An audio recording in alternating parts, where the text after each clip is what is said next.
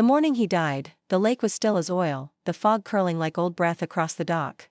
I made coffee the way he liked it, strong, bitter, no sugar, and let it sit untouched on the kitchen table beside the thick manila folder he left in the wine basket, marked only with my name in his handwriting. I didn't cry, not then, not even when they zipped him up in that black bag with the broken zipper and wheeled him past the window we'd once watched storms through. They thought I'd be too soft to notice the way they eyed the place, how my son's wife looked down the hallway as if she already owned it. She wore too much perfume, something new and expensive, and she hugged me too long, her arms too stiff, her words too smooth. You knew from the way your son stood off to the side, one hand in his pocket and the other already scrolling his phone, that he was counting dollars, days, or deeds, it didn't matter. The signal came through in the silence between condolences, a barely audible ticking, the kind only heard by someone who has outlived every illusion. I felt it in the way my ring shifted on my finger, a weight suddenly different, like something unseen had moved. The weight of the house, the vineyard, and the accounts, they hadn't changed, but the ownership had, and the shift was seismic. They didn't ask where the will was. They didn't need to.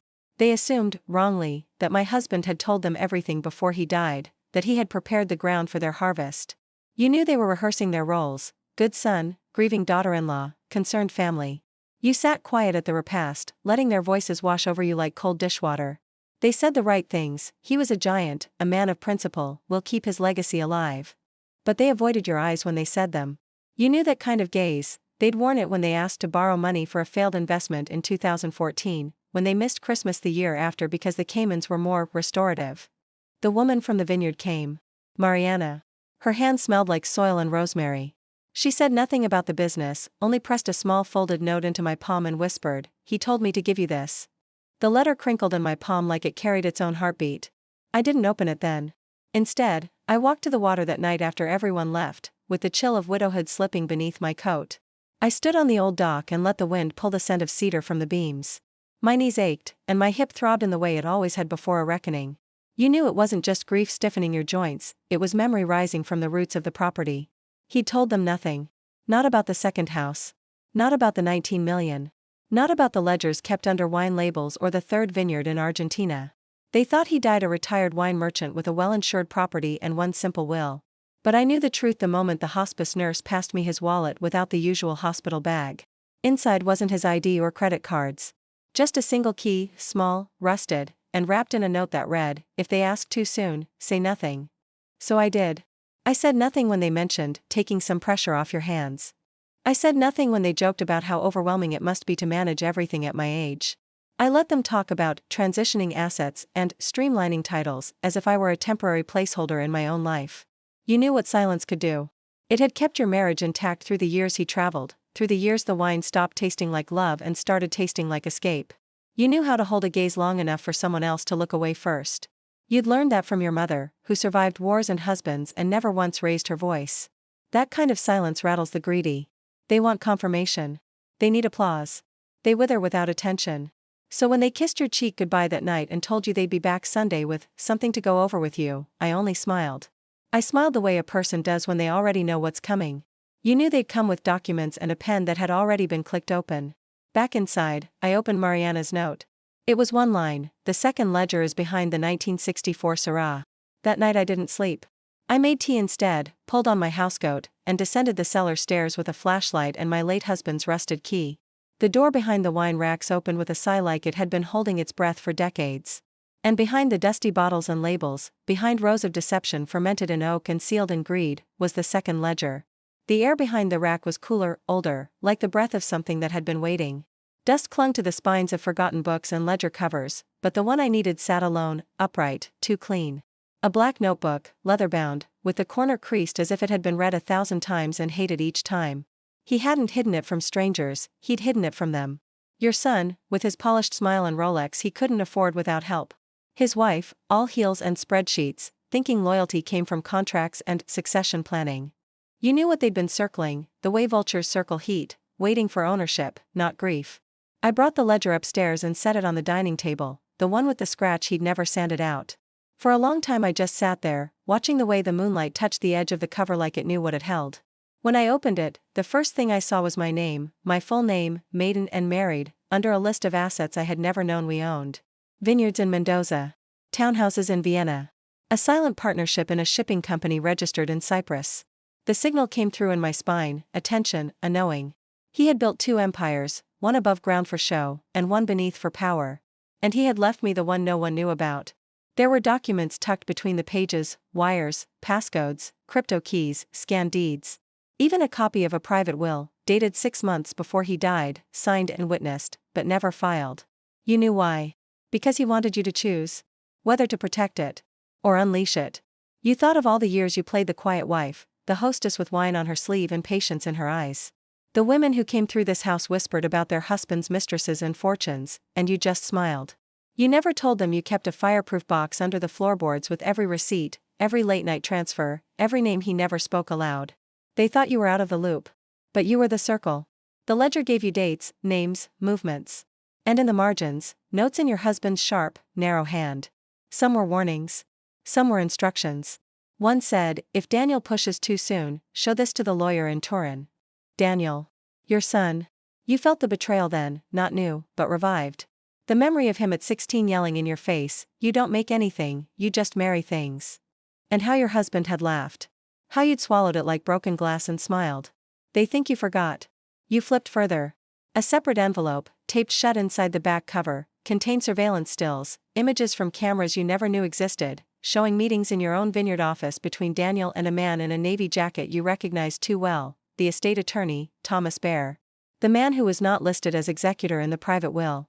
You knew then the clock was already running. They were building a case to declare you unfit, too confused, too fragile. You'd seen it before with Helen 2 houses down, shuffled into a care home while her niece auctioned off her estate. You heard the same words echoing now: stress, age, liability. Not outright lies, just enough doubt to nudge the paperwork through. But you were not Helen. You copied everything in that ledger, twice, and mailed the copies out of state under different names. One to a safety deposit box. One to an old friend in Montreal who owed you everything. You did it before the sun came up, before the birds began their gossip, before your hands could start to shake. And then you went to the vineyard. Mariana waited, pruning shears in one hand, old secrets in the other. Her eyes said she already knew. Not everything, but enough to wait until you spoke. The vines swayed between you like witnesses, silent and rooted. I found the ledger, you said. She didn't flinch. There's more, she said, reaching into her apron pocket. Another envelope. Older. The edges yellowed like parchment, your name on it again. Inside, a photograph of your husband, young, standing beside a barrel marked not with the vineyard's name, but your initials. YML, you weren't just part of it, she said. You were the beginning. And that's when you remembered. The first harvest. Before the marriage, before the papers. The land in your name because he had no credit, no history. You gave him the seed, and he planted it in both dirt and lies. They thought the story began with his death. But it started long before that. The lamb was overcooked. You could taste the nervousness in every dry bite. Rosemary too strong, like they were trying to mask something sour. They'd set the table too carefully, polished silverware, your favorite wine, cloth napkins folded the way your mother once taught you during the war. People only iron napkins when they're about to lie. They thought you'd be softened by nostalgia. Your son wore the sweater you bought him 10 Christmases ago, the one he'd never touched until now, and his wife wore pearls too modest for her usual tastes. You knew it was all a dress rehearsal for a takeover. The air smelled like lemon-scented cleaner and desperation. They'd even lit that lavender candle you hated, the one that gave you headaches. Everything about the evening was wrong in its symmetry. Too rehearsed. Too pleasant. You could almost hear their hearts pounding underneath the sound of Sinatra spinning from the Bluetooth speaker. The signal came through in the quiet between courses. A faint sound, paper sliding under ceramic, the whispered weight of premeditation. She reached into her purse with fingers too quick and came out with a folder. Manicured hands, nails red as berries. Your son cleared his throat like he'd practiced this speech in a mirror. We were thinking, he began, it might be easier for you if you didn't have to manage all this alone. She smiled, tight, small, rehearsed. Just until things settle. The vineyard, the properties, the accounts, it's a lot. We're here to help. They slid the documents across the table. White pages, clipped neatly. No title visible on top, just a pen laid beside it like an offering. A sleek fountain pen. Silver. Already uncapped. You didn't look at the papers. Not yet. You looked at the pen. Your husband had given that pen to Daniel 5 years ago, after he'd begged for a seat on the vineyard board. Back then, he had come with apologies and a glossy portfolio of new vision. He'd lasted 4 months before pulling a third of the vintage off to sell without approval. You never saw the pen again. Until now. You picked it up slowly, let your fingers close around the barrel. Cold. Heavy. Like memory. Then you smiled. They thought that meant yes. You traced your finger over the first page and tilted it slightly, as if reading. But you weren't. You were watching their eyes. Watching how they darted between each other. How her heel tapped twice beneath the table. How his jaw clenched on the left side, the way it always had when he was bluffing. This is all very thoughtful, you said, laying the pen gently back down. They exhaled in unison, two wolves mistaking a whisper for surrender. You turned the page, slowly, like someone considering. The second page had a familiar header, your husband's old holding company, long defunct. Or so they thought. Your name was there too, but the title under it was incorrect. Incapacitated party. You pressed your thumb to that word. The ink hadn't fully dried. They'd printed it within the last hour. Silk and poison. It's so much to handle. We can get this notarized tonight. There's a mobile notary in town. You folded the papers in half, then in half again, without looking up. I'm not signing anything tonight, you said softly. The silence that followed wasn't confusion. It was rage. Tucked just beneath their skin, vibrating like a blade in a sheath. You watched your son's mouth tighten, that same snarl he used to throw when you told him no as a boy. We've already spoken to Thomas, he said. He agrees it would be best to move quickly. Just for now. Nothing permanent. The name dropped like a rock into still water. Thomas. The estate attorney. The one you had pictures of in the surveillance envelope. You stood, hands steady. I appreciate the meal, you said, folding the papers once more and slipping them into your coat pocket. But I'll be handling this on my own. She blinked, lips parted. We're only trying to help. You're trying to inherit something that isn't yours, you said. Your son stood too fast, the chair legs scraping the floor. He started to speak, but stopped when you turned your gaze on him.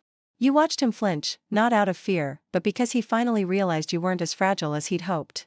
I know about the meetings, you said. I know what you've already moved. I know what's missing from the vineyard accounts. And then you pulled out the piece of paper. Not the documents they'd brought. Not the fake transfer form. But a single printed page, time-stamped, signed, and sealed, with a still frame from one of the hidden cameras, the two of them, in your study, reading the ledger. Weeks ago. Their faces fell like shutters. I think we're done here, you said. You left the lamb on the plate, the pen on the table, and the silence ringing in their ears like judgment. Outside, the air had turned. Wind off the lake, colder than it should have been. The moon trailed you home like a witness.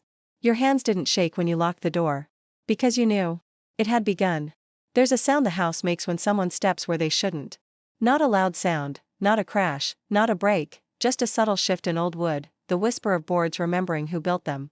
You'd heard it before, long ago, the night your husband came home drunk and thought he could sneak past you at 3 a.m. with lipstick on his collar and vineyard dust still clinging to his cuffs. You heard it again the morning after the Sunday dinner. It came through the floor near the study, 3 short creaks, then a pause. Not footsteps. Not exploration. It was waiting. Listening. Watching. You didn't call out. You simply sat in the kitchen, hands wrapped around a lukewarm cup of tea, and counted the spaces between each sound like breaths between contractions. They thought they had time. That you'd be asleep. That your trust was something soft and old, like lace or dried roses. They never understood the kind of woman who grows old quietly is often the one who survived the most. You let them leave. You heard the door close. Heard the gravel stir under shoes that weren't yours. Then, and only then, did you rise. The study was unchanged at first glance. Books still lined the shelves like polite soldiers. The antique map of the vineyard still hung at a calculated tilt, left deliberately skewed because your husband hated symmetry. But there, near the edge of the carpet, a thread out of place. The rug had been moved. Not far, just an inch. A mistake made by someone who didn't know you measured silence with your eyes. You pulled the rug back slowly. The floorboard underneath was clean. Too clean. No dust. No smudge from your cane. The kind of clean that comes from nervous fingers and a short time frame. When you lifted it, you didn't expect the envelope. But there it was. Plain. White. Sealed with a single red wax mark. Your husband's ring imprint. Inside was a flash drive. You didn't plug it in, not then. You took it to the greenhouse first, the one behind the kitchen where no one goes anymore. You turned on the small radio hidden in the back cupboard. The static wasn't just to fill the room, it was a cloak. You'd learned that from the Polish gardener who once worked for the embassy in Prague. He taught you how to listen past noise. There, beneath the crackle and hum, you inserted the flash drive into your husband's old laptop. The folder opened itself. No password. Transfer intentions, private. The files were all timestamped 6 months before his death. Scans of signed amendments. Trust shifts. Full control of all unlisted holdings, vineyard shares, lakefront deeds, shell companies, transferred to you. Not held in stewardship. Not as power of attorney. Transferred. Owned. But that wasn't the part that stopped your breath. It was the folder labeled Daniel, Insurance. Inside, surveillance logs. Not just photos. Audio. Transcripts. Video clips. Every meeting Daniel and Thomas Bear had from the past year. Conversations in restaurants, hotel lobbies, rental cars. Lines like, once she signs, we liquidate. And, if she hesitates, we'll go the incompetence route, easier than probate. You leaned back against the greenhouse wall, feeling the cold from the glass seep into your spine. You were not angry. You were awake. They thought they'd found your weak spot. But all they'd done was pull back the skin on an old scar and show you the rot beneath. You closed the laptop and placed it gently in the cedar drawer beside the soil pots. It would stay there, safe, until you chose your hour. When you walked back inside, you went straight to the study and reset the floorboard. Then you moved the carpet back to its rightful place and pressed your palm against it. As if sealing something back inside. That night, the lake was restless. Waves tapped at the dock like fingers drumming a warning. The old house creaked with the wind, and the cold found every joint in your body. You welcomed it. Pain meant you were alive. Cold meant the blood still moved. In the mirror above the mantel, you watched your reflection move. Slower now. Leaner. But still there. Still sharp. You sat at your husband's old desk, pulled out the drawer he always kept locked, and ran your hand beneath the felt lining. Your fingers brushed metal. The key. Not to a house. Not to a safety box. But to the vault. He never told you where it was. But you knew. He'd left breadcrumbs everywhere, hidden in his metaphors, his late-night ramblings, the way he used to say, real value doesn't sit in banks. It breathes. The vineyard had a root cellar no one used anymore. The slope of the hill above it was too steep, too wet. Most thought it was storage. But you remembered the year he built it. He kept saying, we have to dig deeper. And he wasn't just talking about soil. They thought surveillance only worked in one direction. They assumed the house was just wood and wires, old, creaking, compliant. That you hadn't touched a security system since 1998, when the vineyard got broken into and your husband had 3 cameras installed, then forgot about them by spring. You let them think that. The mirror in the hallway had been hung crooked for 23 years. Not because you couldn't straighten it, but because behind it, tucked between wood panel and plaster, was a microlens your husband had installed himself. Just in case, he'd muttered, back when paranoia was still mistaken for foresight. You kept it there all these years, never said a word. Because some things don't need to be watched, only remembered. The signal came through late Wednesday night. A spike in the upload stream. Not much. But enough. You saw the alert flicker across the old laptop in the greenhouse, the one hooked into the black market network feed your cousin's son had patched in when he was hiding from the IRS in '09. You opened the file. There it was, 2 figures, clearly outlined in the grainy hallway footage. Daniel. And her. They thought you were asleep. You weren't. She was whispering, her lips tight with calculation. He was pacing. Frustrated. Angry. Cornered. You turned up the audio, not much, but just enough to catch it. We move her by the end of the month, before probate starts. If she won't sign, we go through Bear's contact at the medical board. Medical board. They were trying to have you declared unfit. You paused the video. Her face frozen mid-word, his hand slicing the air like a cleaver. You let the moment settle in your gut like sour wine. You didn't rage. You didn't cry. You simply reached into the drawer beside the mirror, pulled out the envelope marked for Marissa, if needed, and rewrote the label. For Detective Lena Vargas. Because you knew someone would believe you. And not for sentiment, but for evidence. The next morning, you made the call. Not to Daniel. Not to his wife. But to Vargas, the woman who used to drink espresso with your husband once a month under the guise of vineyard security audits. She wasn't just a detective, she was once his fixer. And before that? She was yours. She arrived 3 hours later. No uniform. No badge. Just a leather satchel and the same steel gray eyes she'd worn since her days on the narcotics beat. You handed her the USB. She didn't ask how you got it. Didn't ask if it was legal. She just said, how far do you want this to go? You looked out at the vineyard, the way the vines twisted up from soil you used to kneel in every spring. And you answered like a woman who'd waited decades to say it, all the way. They thought you'd be a problem to solve, not a chessboard to walk into. But you weren't playing anymore. You were setting the rules. That afternoon, you went to the vault. The key turned like it had been waiting. Behind a rack of spoiled barrels, hidden beneath a trapdoor camouflaged with dust and age, was a door of reinforced steel. No one knew it was there but you and the man who poured the concrete. And he'd been dead since 2003. Inside were 3 safes. The first held bonds, certificates, bearer shares so old they smelled like typewriter ink. The second held gold coins, real ones, minted, unregistered, the kind your husband called quiet currency. But it was the third that mattered. The third safe held a binder. Inside were 10 years' worth of photos, receipts, and contracts. Every deal your son had made behind your back. Every shadow sale. Every time he siphoned off inventory from the vineyard and sold it under another label through a backdoor distributor in Nevada. There was even a falsified signature, yours, on a lease agreement. You took that binder, wrapped it in butcher paper, and drove it 2 towns over to a notary you trusted. Not because you needed to validate it, but because you needed a timestamp the courts couldn't ignore.